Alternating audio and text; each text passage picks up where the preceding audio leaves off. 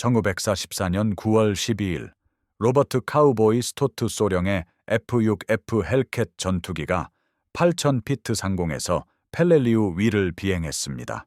자동 카메라는 꾸준히 작동했습니다. 스토트 소령의 임무는 간단했습니다. 북쪽 비행장을 촬영하고 USS 호네스로 돌아오는 것이었습니다. 정보국은 비행장이 버려졌다고 확신했습니다. 아마도 이전 폭격으로 손상되었을 것이라고 생각했습니다. 그때 스토트 소령기 아래를 내려다 보았고 그의 피는 차가워졌습니다. 아래 비행장에는 일본 항공기로 가득했습니다. 미쓰비시 제로기와 나카지마 폭격기가 수십 대의 날개 끝을 맞대고 줄지어 있었습니다. 연료 드럼은 가지런히 쌓여 있었습니다. 지상 요원들은 각 비행기 주위에 분주하게 움직였습니다. 비행장과 비행기들은 버려진 것이 아니었습니다. 비행기들은 대규모 공격을 준비하고 있었습니다. 스토트 소령은 빠르게 세어보았습니다. 최소 40대의 항공기가 완전 무장하고 연료를 가득 채우고 있었습니다. 그리고 그는 그들이 무엇을 기다리고 있는지 정확히 알고 있었습니다. 사흘 후 28,000명의 해병대가 펠렐리우 해변을 강습할 예정이었습니다. 이것은 태평양 전쟁 중 가장 큰 상륙 작전 중 하나였습니다. 침공 함대는 이미 섬을 향해 항해 중이었습니다. 이 40대의 일본 항공기는 해병대가 해안에 도달하기 전에 그들을 학살하기 위해 배치되어 있었습니다. 스토트 소령의 훈련 원칙은 분명했습니다. 적군을 발견하면 좌표를 무전으로 알리고 기지로 복귀하여 사령부가 대응 방법을 결정하도록 하는 것이었습니다. 정찰 조종사의 임무는 관찰하고 보고하는 것이었습니다. 교전하는 것이 아니었습니다. 특히 대공포로 가득한 비행장 전체에 혼자 맞서는 것은 더더욱 아니었습니다. 그러나 스토트 소령은 군사 관료주에 또한 이해했습니다. 그가 착륙하여 보고서를 제출하고 사령부가 공격 부대를 편성할 때까지 몇 시간이 흐를 것이었습니다. 어쩌면 하루 전체가 걸릴 수도 있었습니다. 일본군은 이 항공기들을 분산시키거나 은폐할 것이었습니다. 아니면 더 나쁘게는 함대를 향해 발진시킬 것이었습니다. 사흘 후에 해변에 상륙할 해병대에게는 적절한 절차를 따를 시간이 없었습니다. 해병대에게는 이 비행기들이 내일이 아니라 지금 당장 파괴되어야 했습니다. 스토트 소령은 더 높이 선회하며 아래 지형을 살폈습니다. 일본군은 서두르다가 치명적인 실수를 저질렀습니다. 항공기들은 너무 가깝게 밀집되어 있었습니다. 또한 노출된 연료 드럼에 둘러싸여 있었습니다. 한 번의 정확한 명중으로 비행장 전체를 집어삼킬 연쇄 반응이 시작될 수 있었습니다. 그는 자신의 탄약을 확인했습니다. 6정의 59경 브라우닝 기관총에 총 2,400발의 탄약이 있었습니다. 이것은 약 12초 동안 지속적으로 사격할 수 있는 양이었습니다. 항공기 40대를 개별적으로 파괴하기에는 턱없이 부족했습니다. 그러나 아주 큰 도화선에 불을 붙이기에는 충분했습니다. 계속하기 전에 여러분이 어디에서 이 영상을 시청하고 계신지 궁금합니다. 또한 펠렐리우 전투에 대해 무엇을 알고 계시는지도 알려주세요. 아래에 댓글을 남겨주시면 카우보이 스토트의 공격에 대해 들어본 적이 있는지 알 수 있을 것입니다. 로버트 스토트 소령은 무모한 조종사가 아니었습니다. 28살의 나이로 그는 이미 63번의 전투 임무를 수행했습니다. 그는 제로기와의 공중전을 겪었고 맹렬한 포화 속에서 요새화된 진지를 공격했습니다. 다른 조종사들이 비행할 수 없었던 폭풍 속에서도 항공모함에 착륙했습니다. 그는 용기와 자살의 차이를 알고 있었습니다. 지금 그가 고려하고 있는 것은 그 경계선을 매우 신중하게 넘나드는 것이었습니다. 만약 그가 공격한다면 펠렐리우의 모든 대공포가 그를 겨냥할 것이었습니다. 그는 지상 사격을 진압하거나 탈출을 엄호해 줄 편대원 없이 홀로 남겨질 것이었습니다. 그의 헬캣 전투기는 손상을 입을 수 있었습니다. 그러나 엔진이나 조종석에 단 한 발이라도 명중하면 구조될 가능성 없이 정글로 추락할 것이었습니다. 만약 그가 공격하지 않는다면 그 40대의 항공기들은 침공 함대를 향해 파상 공격을 펼칠 것이었습니다. 일본 조종사들은 상륙정들을 기총소사하고 수송선들을 폭격할 것이었습니다. 그리고 해변을 사륙지대로 만들 것이었습니다. 해병대는 교두보를 확보하기도 전에 수백 명씩 사망할 것이었습니다. 스토트 소령은 해병대가 공중 공격을 받으며 상륙했을 때 무슨 일이 일어나는지 보았습니다. 그는 타라와에서 근접 항공 지원을 비행했습니다. 그곳에서 일본 항공기들은 첫 번째 파도에 큰 피해를 입혔습니다. 그는 폭격기들이 기동하거나 방어할 수 없는 혼잡한 상륙정들을 무력하게 지켜보았습니다. 결정은 30초도 걸리지 않았습니다. 스토트 소령은 스로틀을 앞으로 밀고 헬캣 전투기를 급강하했습니다. 고독에는 정글 숲을 향해 떨어지면서 빠르게 풀렸습니다. 그의 계획은 간단했습니다. 빠르고 낮게 진입하여 연료 드럼을 먼저 명중시키는 것이었습니다. 그리고 대공포 사수들이 그를 추적하기 전에 빠져나가는 것이었습니다. 2000피트 고도에서 그는 수평 비행을 했고 스로틀을 완전히 밀었습니다. 헬캣 전투기는 거의 400마일 시속까지 가속했고 엔진은 최대 출력으로 비명을 질렀습니다. 정글 위 50피트까지 고도를 낮추자 나무들이 그의 아래에서 흐릿하게 보였습니다.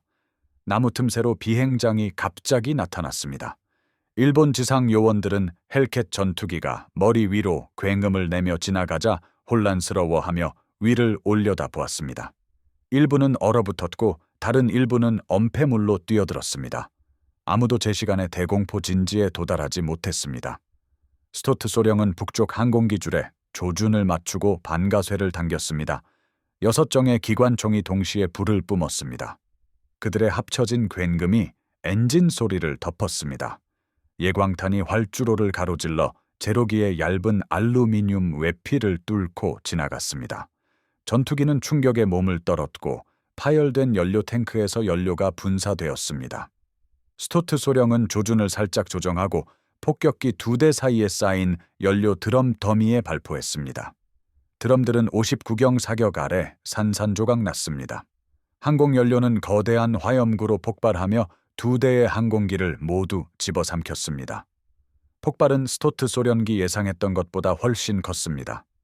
불길은 50피트 상공으로 치솟았고 그가 급격히 기술을 올리자 폭발의 충격파가 헬캣 전투기를 흔들었습니다. 그의 뒤에서 불길은 엄청난 속도로 번져나갔습니다. 첫 번째 불타는 제로기가 그 옆에 주차된 항공기에 불을 붙였습니다. 그 불은 또 다른 항공기로 그리고 또 다른 항공기로 번졌습니다. 각 폭발이 다음 폭발을 부추겼습니다. 몇 초 안에 북쪽 줄의 절반이 불길에 휩싸였습니다. 일본 지상 요원들은 사방으로 도망쳤습니다. 항공기를 구하려는 모든 시도를 포기했습니다. 대공포 사수들은 마침내 진지에 도달하여 사격을 시작했습니다. 그러나 스토트 소령은 이미 멀리 상승하며 조준을 방해하기 위해 비틀거리고 있었습니다. 예광탄이 그의 캐노피를 스쳐 지나갔습니다. 20mm 포탄이 그의 꼬리 부분을 뚫고 지나갈 때 기체가 충격으로 흔들리는 것을 느꼈습니다. 계기판의 경고등이 깜빡였지만 엔진은 여전히 강력하게 작동했습니다. 그는 오른쪽으로 급선회하여 고도를 높이며 다시 선회했습니다. 아래에서는 파괴가 그의 예상을 뛰어넘었습니다. 거의 20대의 항공기가 불타고 있었고 불길은 활주로를 가로질러 불의 강처럼 번졌습니다. 짙은 검은 연기가 하늘로 치솟아 몇 마일 밖에서도 볼 수 있었습니다. 그러나 비행장 남쪽 끝에는 최소 20대의 항공기가 손상되지 않은 채 남아 있었습니다. 스토트 소령은 자신의 탄약을 확인했습니다. 절반이 사라졌습니다. 아마도 6초 정도의 사격 시간만 남았을 것입니다. 대공포 사수들은 이제 준비가 되어 그가 선회하는 동안 그를 추적하고 있었습니다. 두 번째 진입을 시도하는 것은 격추당하는 것을 자초하는 것이었습니다. 그는 기체를 뒤집고 어쨌든 급강하했습니다. 이번에는 대공포 사격이 즉각적이고 맹렬했습니다. 성난 말벌처럼 예광탄이 그의 주위 공기를 가득 채웠습니다. 그는 왼쪽으로 그리고 오른쪽으로 급선회했습니다. 사수들이 그를 제대로 조준할 만큼 충분히 오랫동안 직진하지 않았습니다. 헬캣 전투기는 더 많은 충격에 몸을 떨었고 기체 어딘가에서 금속이 찢어지는 소리가 났습니다. 스토트 소령은 다른 각도에서 진입하여 비행장 남쪽 끝에 있는 폭격기들을 목표로 삼았습니다. 그의 남은 탄약은 항공기들을 강타하며 조종면을 파괴하고 연료 탱크에 구멍을 냈습니다. 그는 연료 트럭을 향해 사격을 가했고 트럭은 근처 폭격기를 뒤집을 만큼의 힘으로 폭발했습니다. 즉시 연쇄 폭발이 시작되었습니다. 트럭에서 불타는 연료가 쌓여 있던 탄약 상자로 번져 빠른 연속적인 폭발을 일으켰습니다. 폭격기들의 자체 탄약이 폭발하면서 항공기들을 내부에서부터 갈기갈기 찢었습니다. 순식간에 남쪽 줄은 북쪽 줄만큼이나 맹렬하게 불타고 있었습니다. 스토트 소령의 총들은 침묵했고 탄약은 비었습니다. 그는 모든 탄약을 발사했습니다. 손상된 조종면 때문에 헬켓 전투기는 그와 씨름하며 기술을 올릴 때 둔하게 느껴졌습니다. 더 많은 경고등이 켜졌습니다. 무언가 새어나와 얇은 연기 흔적을 남기고 있었습니다. 그러나 그의 아래에서는 비행장 전체가 지옥불이었습니다. 모든 항공기, 모든 연료 드럼, 모든 구조물이 불길에 휩싸였습니다. 연기 기둥은 수천 피트 상공으로 솟아올라 그 장소를 장례식 불꽃처럼 표시했습니다. 스토트 소령은 손상된 헬켓 전투기를 받아 쪽으로 향하게 하고 USS 호넷으로 조심스럽게 돌아왔습니다. 유압 장치가 고장나 조종이 무겁고 반응이 없었습니다. 오일 압력이 떨어지고 있었습니다. 그는 착륙 장치가 제대로 펼쳐질지 확신할 수 없었습니다. 그러나 적어도 엔진은 여전히 강력하게 작동하고 있었습니다. 귀환 비행은 공격보다 더 길게 느껴졌습니다. 아드레날린은 사라지고 그가 방금 한 일에 대한 깨달음으로 대체되었습니다. 그는 명령을 직접적으로 불복종했습니다. 지시받은 대로 사진을 찍고 돌아오는 대신 그는 혼자서 비행장 전체를 공격했습니다. 군사 재판은 현실적인 가능성이었습니다. 그와 제독 사이의 모든 장교들에게 질책당하는 것도 마찬가지였습니다. 그러나 그 40대의 항공기가 해병대를 학살하는 것을 지켜보는 것은 해군이 내릴 수 있는 어떤 처벌보다 더 나빴을 것입니다. 호넷함이 수평선에 나타났습니다. 스토트 소령은 관제탑의 무전으로 자신의 상황을 보고했습니다. 항공기가 손상되었고 착륙 장치에 대해 확신할 수 없으니 우선 착륙을 요청했습니다. 항공모함은 바람을 향해 방향을 틀고 갑판을 비웠습니다. 그의 착륙 장치는 펼쳐졌지만 부분적으로만 펼쳐졌습니다. 한쪽 바퀴는 잠기지 않았습니다. 그는 빠른 속도로 진입하여 두 번째 와이어를 걸었습니다. 손상된 헬켓 전투기는 금속이 휘어질 만큼 세계 갑판에 충돌했습니다. 갑판 요원들은 즉시 항공기로 몰려들었습니다. 그들은 손상 정도의 충격을 받았습니다. 꼬리 부분은 산산조각 나 있었습니다. 동체에는 수십 개의 구멍이 있었습니다. 폭발 속을 비행하여 페인트는 검게 그을려 있었습니다. 스토트 소령은 조종석에서 내려와 장교들 무리와 마주했습니다. 비행 담당관은 왜 정찰 임무에서 전투 손상을 입고 돌아왔는지 알고 싶어 했습니다. 비행대장은 왜 무전 침묵을 깼는지 알고 싶어 했습니다. 정보 장교는 펠렐리우 상공에서 도대체 무슨 일이 있었는지 알고 싶어 했습니다. 스토트 소령의 보고는 간단했습니다. 비행장은 버려진 것이 아니었습니다. 침공 함대를 공격할 준비를 하는 항공기로 가득 차 있었습니다. 그는 그것들을 파괴했습니다. 모든 항공기를 파괴했습니다. 40대의 항공기가 사라졌습니다. 시작부터 끝까지 8분이 걸렸습니다. 장교들은 그를 쳐다보았습니다. 정보장교는 그에게 숫자를 다시 말해달라고 요청했습니다. 한 조종사가 한 대의 항공기로 40대의 항공기를 파괴했다고요. 그것은 불가능해 보였습니다. 정찰 사진이 이를 확인시켜 주었습니다. 다음 날 펠렐리우 북부 비행장의 영상은 완전한 파괴를 보여주었습니다. 단 한 대의 항공기도 작동 상태로 남아있지 않았습니다. 항공사진은 새까맣게 변한 활주로에 흩어져 있는 정확히 40대의 일본 항공기들의 불탄 잔해를 보여주었습니다. 연료 저장고는 분화구로 변했습니다. 구조물들은 잔해였습니다. 정보 장교들은 펠렐리우 주둔 일본 공군력에 대한 평가를 수정했습니다. D-Day 40대의 항공기와 맞서는 대신 해병대는 완전한 제공권을 확보한 채 해변에 상륙할 것이었습니다. 일본의 공중 위협은 명령을 따르기를 거부한 한 명의 조종사에 의해 제거되었습니다. 해군은 스토트 소령에게 네이비 크로스를 수여했습니다.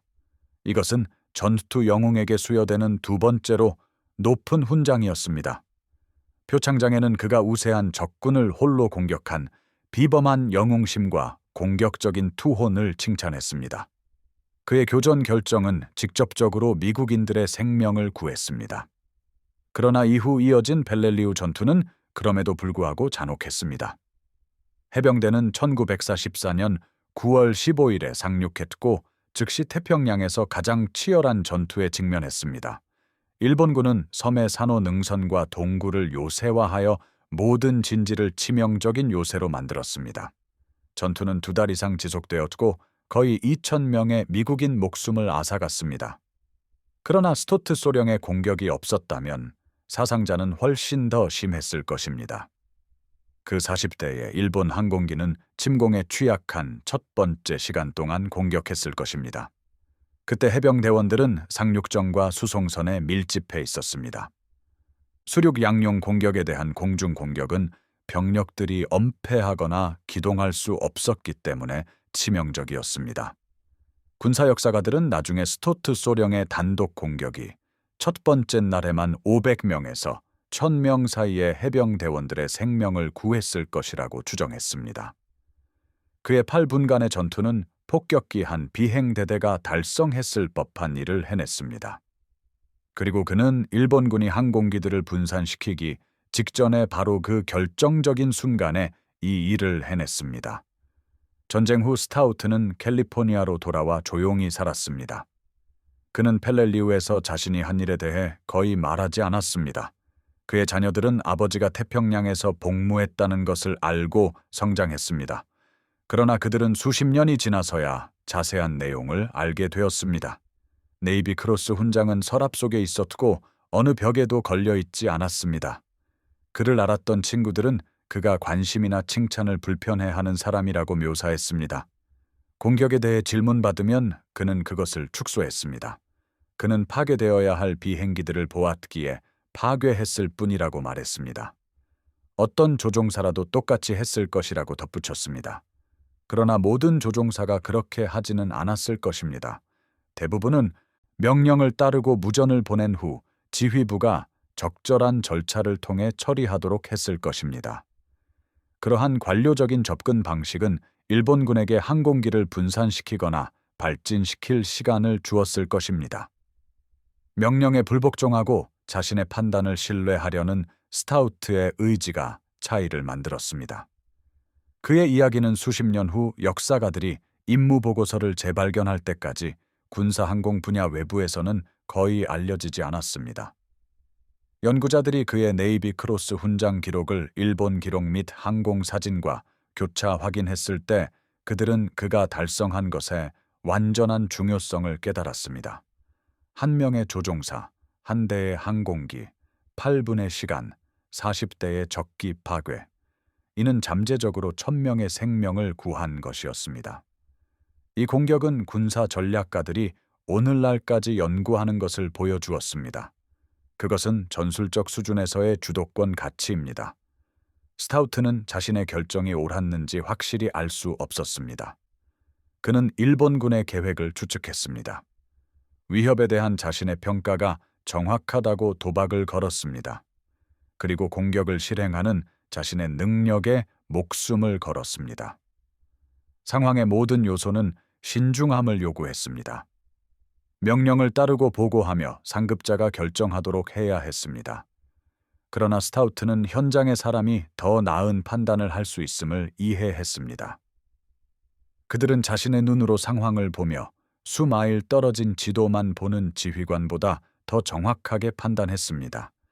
심지어 명령에 직접 불복종하는 것을 의미했을 때에도 자신의 평가를 신뢰하려는 그의 의지는 지휘관 의도의 원칙을 구현했습니다. 해군은 그에게 그 비행장을 공격하라고 명령하지 않았습니다. 그러나 그들은 그를 침공군을 보호하기 위해 보냈습니다. 그는 임무 뒤에 숨겨진 의도를 이해했습니다. 그리고 상황이 요구할 때 적응했습니다. 해군은 그를 군법 회의에 회부하는 대신 네이비 크로스 훈장을 수여함으로써 이를 인정했습니다. 그들은 명령에 대한 엄격한 준수가 재앙을 초래했을 것이라고 이해했습니다. 스타우트의 불복종은 사실상 지시보다 의도를 따르는 최고의 형태였습니다. 현대 전투기 조종사들은 스타우트의 공격을 전술 훈련 과정에서 연구합니다. 이는 그가 보여준 비행 기술 때문만은 아닙니다. 압박 속에서의 의사 결정 능력 때문입니다. 군은 때때로 명령의 문자 그대로 따르는 것이 다시는 오지 않을 기회를 놓치는 것을 의미한다고 가르칩니다. 그 공격은 또한 완벽한 표적 우선순위 결정을 보여주었습니다. 스타우트는 40대의 항공기를 개별적으로 파괴하려 하면서 탄약을 낭비하지 않았습니다. 그는 연료 드럼을 치명적인 취약점으로 식별하고 이를 활용했습니다. 옳은 위치에 발사된 한 발의 총알이 잘못된 위치에 발사된 1000발의 총알보다 더 많은 것을 해냈습니다. 그는 여러 각도에서 접근했습니다. 대공포화 노출을 최소화하기 위해 낮고 빠르게 진입했습니다. 이는 단순히 조준하고 쏘는 것을 넘어선 전술적 정교함을 보여주었습니다. 그는 방어 시설을 분석했습니다. 공격 경로를 계획했습니다. 그리고 피해를 입었음에도 불구하고 실행했습니다. 그리고 결정적으로 그는 언제 멈춰야 할지 알고 있었습니다.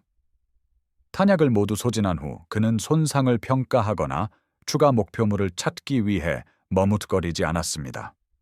그는 빠져나왔습니다. 임무는 완수되었습니다. 더 오래 머무는 것은 무의미한 위험이었을 것입니다. 이 모든 결정은 포화 속에서 몇 초 만에 이루어졌습니다. 신중하게 숙고할 시간이 없었습니다. 스타우트의 훈련과 경험은 그가 모두 옳다고 입증된 순간적인 선택을 할 수 있게 했습니다. 로버트 카우보이 스타우트는 2005년에 89세의 나이로 사망했습니다. 그의 가족은 마침내 그의 이야기를 대중에게 공개했습니다. 군사 역사가들은 상세한 내용이 사라지기 전에 보존하기 위해 서둘렀습니다.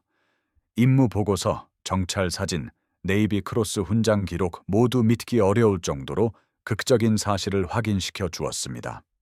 최종적으로 스타우트의 펠렐리우 상공 공격은 해군 항공 역사상 가장 성공적인 단독 공격 중 하나로 기록됩니다.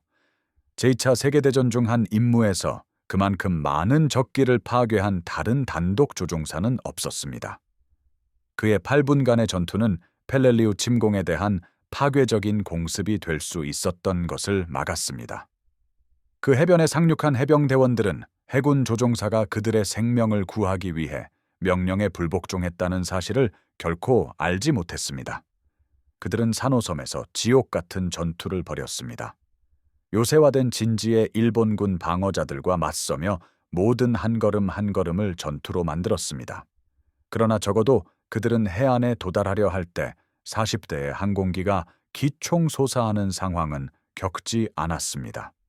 때로는 병사가 할 수 있는 가장 영웅적인 행동은 명령에 따르기를 거부하는 것입니다. 이는 비겁함이나 반항 때문이 아닙니다. 엄격한 절차 준수가 막을 행동을 상황이 요구하기 때문입니다. 스타우트는 이를 본능적으로 이해했습니다. 지시받은 일을 하는 것과 해야 할 일 사이에서 선택의 기로에 섰을 때 그는 명령보다 임무를 택했습니다. 그의 유산은 모든 전술 훈련 과정에 살아 있습니다. 그것은 복종보다 주도권을, 경직성보다 적응력을, 그리고 현장 사람들의 판단에 대한 신뢰를 가르칩니다. 군은 스타우트와 그와 같은 조종사들로부터 배웠습니다. 때때로 가장 좋은 행동 방침은 아무도 명령하지 않은 것임을 말입니다. 다음번에 규칙을 따르는 것이 잘못되었다고 느껴지는 상황에 직면할 때가 올 것입니다. 엄격한 절차가 명백한 필요성과 충돌할 때입니다. 그때 그 비행장 상공을 선회하던 카우보이 스타우트를 기억하십시오. 그는 무엇이 필요한지 알고 있었습니다. 그는 자신이 틀리면 대가를 치러야 한다는 것을 알았습니다. 그리고 그는 그렇게 했습니다. 대안이 더 나빴기 때문입니다.